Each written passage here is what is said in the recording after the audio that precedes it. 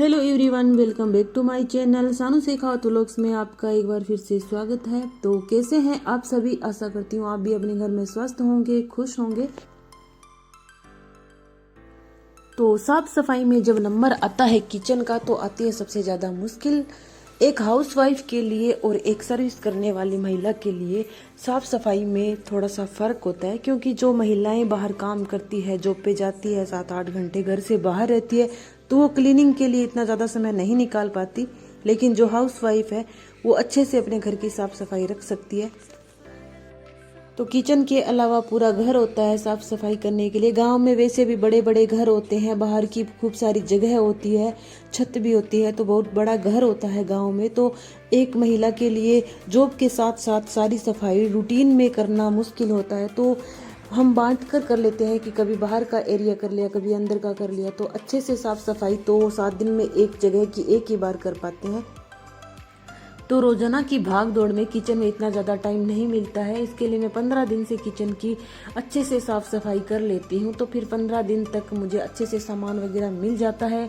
Kitchen बिखरती भी कम है, क्योंकि जब सुबह निकलते हैं शाम को वापस आते हैं काम से तो इतना ज़्यादा टाइम नहीं दे पाते हैं। लेकिन 15 दिन से एक दिन अच्छे से किचन को मिल जाता है, तो फिर सारा सामान अच्छे से वापस सेट हो जाता है।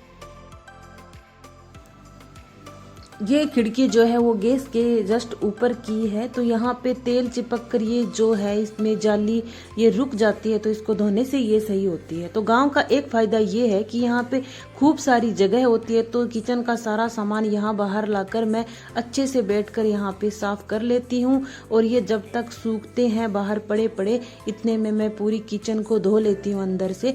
तो इधर बाहर बर्तन सूखते रहते हैं और अंदर किचन की सफाई हो जाती है। किचन को जब हम बिखेर लेते हैं तो समझ में नहीं आता कि वापस सेट कैसे करें, क्योंकि किचन में चाहे कितना ही लिमिट का सामान रखो, बहुत ज़्यादा मुश्किल हो जाता है वापस सेट करना। तो वैसे भी मैं बहुत कम सामान रखती हूँ, मुझे ज़्यादा भर भर के सामान रखना पसंद बिल्कुल भी नहीं है, क्योंकि जितना कम सामान होता है साफ सफाई में उतना ही कम टाइम लगता है। तो मैं स्टोर रूम में स्टोर करके रख लेती हूँ, लेकिन किचन के अंदर मैं लिमिट का ही सामान रखना पसंद करती हूँ। जो मुझे ज़रूरी है वही सामान मैं रखती हूँ, क्योंकि यहाँ पे जब हम सब्जी में छौंक लगाते हैं तो बर्तन भी होते हैं, जो डिब्बे होते हैं वो खराब हुए बिना नहीं रहते, चाहे कितना ही साफ सफाई करो उनकी हो ही जाते हैं। तो मैं बहुत ही कम सामान किचन में रखती हूँ, सारा का सारा सामान स्टोर रूम में स्टोर करके ही रखना पसंद है मुझे। मेरी किचन का एक फायदा है कि ये नीचे के आधे भाग में इसमें बाथरूम वाली टाइल्स लगी है, तो मैं बाथरूम वाला हार्पिक यूज करके ही इसको साफ कर लेती हूँ, तो ये अच्छे से साफ हो जाती है। और जब हम धोते हैं तो भी कोई खराब पानी से खराब होने का डर नहीं रहता, क्योंकि जब पेंट होता है तो रोजाना नहीं धो सकते हैं, लेकिन ये जो किचन है इसको हम डेली धो सकते हैं। इसलिए इसके अंदर नीचे नीचे के हिस्से में टाइल्स है और टाइल्स का ये एक बड़ा फायदा है।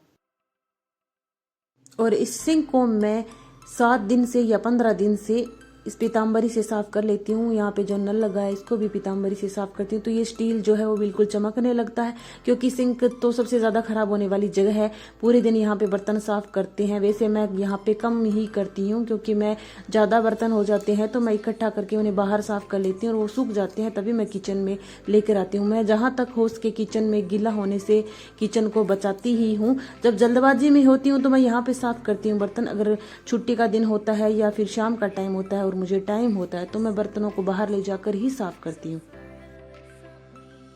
तो इसमें मैं डाल देती हूँ गर्म पानी, जिससे कि इसमें जो नीचे पाइप लगी होती है वो अच्छे से साफ हो जाती है। पाइप के अंदर जमा कचरा होता है वो गर्म पानी से निकल जाता है, इसलिए 7 दिन से इसमें मैं गर्म पानी डाल ही देती हूँ।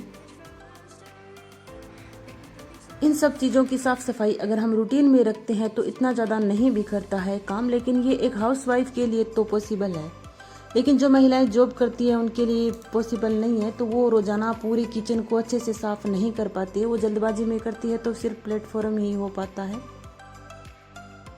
इसलिए किचन में जितना हो सके उतना जरूरत का सामान ही रखना चाहिए। कुछ चीजें ऐसी होती है किचन के अंदर जिनको हम बहुत ही कम यूज करते हैं, तो उनको स्टोर रूम में ही स्टोर करके रखना चाहिए। किचन में जो भी सामान पड़ा होता है उसके ऊपर ऑयल चिपके बिना नहीं रहता। और यहाँ हमारे राजस्थान के गाँव में चलती है आंधियाँ, तो पहले बर्तनों पे ऑयल लग जाता है और उसके ऊपर चलती है आंधियाँ तो मिट्टी लग जाती है, जिससे हो जाते हैं बिल्कुल गंदे।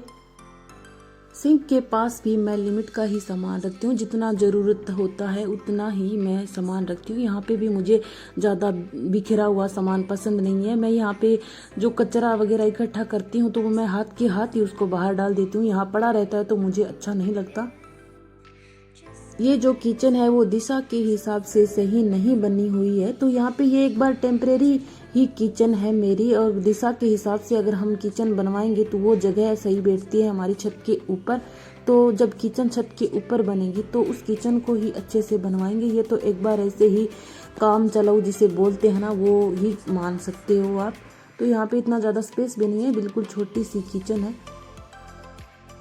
इस किचन में जब मैं खाना बनाती हूँ तो मेरा मुंह रहता है पश्चिम की दिशा में, लेकिन सही जो होता है वो होता है पूर्व की दिशा में, यानी कि उगते हुए सूरज की किरणें जो होती है वो सबसे पहले किचन में ही गिरनी चाहिए।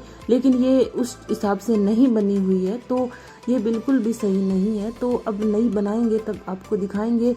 फिर किचन ऊपर होगी तो वहाँ पे व्यू भी अच्छा आएगा, पूरा गांव दिखेगा। किचन में जब मैं खाना बनाऊंगी तो पूरा गांव अच्छे से दिखेगा, तो गांव के नज़ारे दिखते रहेंगे और खाना बनता रहेगा।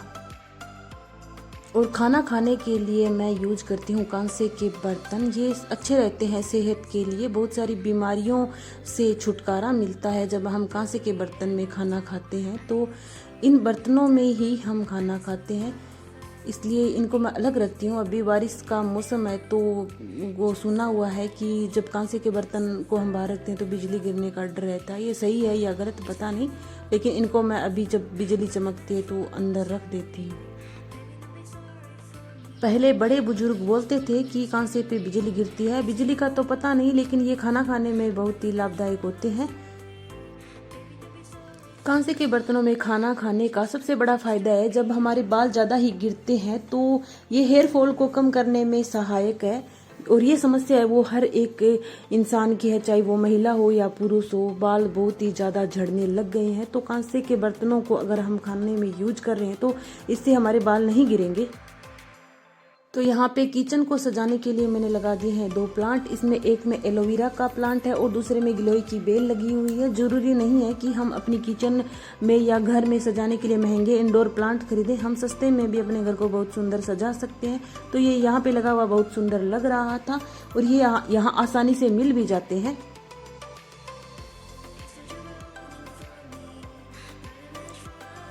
तो ये सब्जियां काटी है आज मेरी बेटी ने। अभी छुट्टियां चल रही है तो मैं इनसे थोड़ा थोड़ा काम करवा लेती हूँ। बच्चे हैं तो क्या हुआ, इनको हम बचपन से ही थोड़ा थोड़ा काम करना सिखाएंगे, तभी ये जब तक बड़े होंगे तब तक काम में एकदम ट्रेंड हो जाएंगे। इसलिए बच्चों को बचपन से ही थोड़ा थोड़ा काम करने की आदत डाल देनी चाहिए।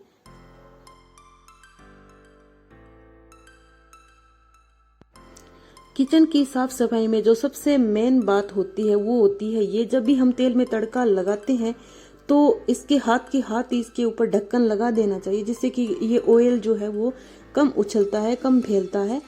तो ये भी एक अच्छी ट्रिक है। अगर हम सब्जी में छोंक लगाते हैं उसी वक्त थोड़ा सा छोंक लगाने के बाद हाथ के हाथ अगर हम ढक्कन लगा देंगे तो ये नहीं फैलेगा इतना ज़्यादा ऑयल। तो यहाँ पे मैंने स्थापना कर रखी है एक गणेश जी की प्रतिमा की। जब भी मैं कुछ मीठा बनाती हूँ तो इनके यहाँ भोग जरूर लगाती हूँ। तो ये गणेश जी मेरी किचन के अंदर ही रहते हैं।